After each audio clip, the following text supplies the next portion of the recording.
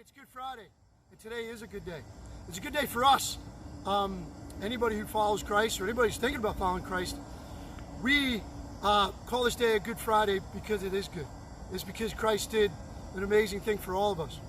But it's also a Lacrosse Day. Why is it a Lacrosse Day?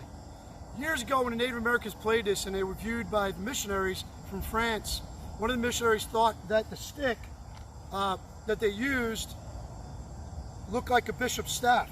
And so they referred to it as Lacrosse, or lacrosse. And so Good Friday is a Lacrosse Day because it's the cross day. It's the cross day that we remember during Holy Week. Native Americans gave us this game, the Creator's game. We miss it, we love it. We love it because it was a test for us as warriors. It produced character. It produced perseverance. It was something that for them prepared them for battle. We are in a battle now. We're in the midst of a time when we have to be prepared for we don't know what, for the uncertainty that's coming our way.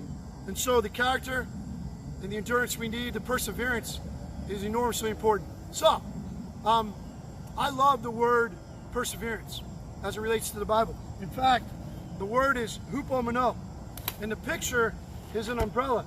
There's the word in Greek right there, hupomeno. Hupo means to be under, and meno means to remain. So to remain under God, persevere with God in the storm.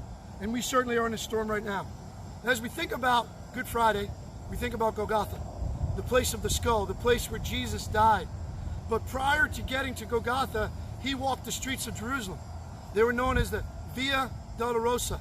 The Via Dolorosa were the streets he walked. He decided to walk for you and for me, for us. He decided to walk those streets because he knew that we needed a Savior.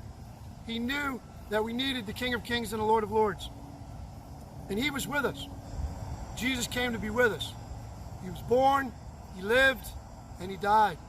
And he chose to do that for you and for me. He chose to be Emmanuel, God with us. He loved us so much that he bore his cross unto salvation. So the question is, will you, will I, on this Good Friday, this Friday we call good, will we pick up our cross daily and follow him? Will we do what Luke 9:23 says? To deny ourselves, to pick up our crosses and follow him. Where is your cross? Is it on the ground? Maybe you never picked it up. Maybe you dropped it. Maybe at one time you were carrying it, but you dropped it. Today's the day. Today's the day to pick it up for the first time, if you never have, to embrace the cross. Trust me, you're going to need the resources that Jesus Christ brings into your life. Without them, you are on a stormy sea without an anchor, without a way. It's time to pick it up. There's a story, and it's a legend of Peter. When Peter was leaving Rome when it was burning, as Nero laughed and Rome was burning, there's a story that Peter was escaping the city as Christians were being tortured. Thousands of them dying. And as he left on the road, the Appian Way, he ran into Jesus.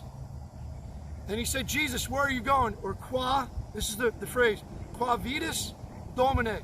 Qua vidis domine. Jesus, where are you going? And he said, Peter, I'm going back to be crucified once again. And the legend says that Peter turned around, went back to Rome, and that's where he died, upside down on the cross, because he picked up his cross. He knew that being on the journey with Jesus demanded that he would enter the streets. And that's what we have to do. We have to go. It's time to go. It's time to go. It's time for you and I to go. So let's go. Let's go. Let's go together, but let's go.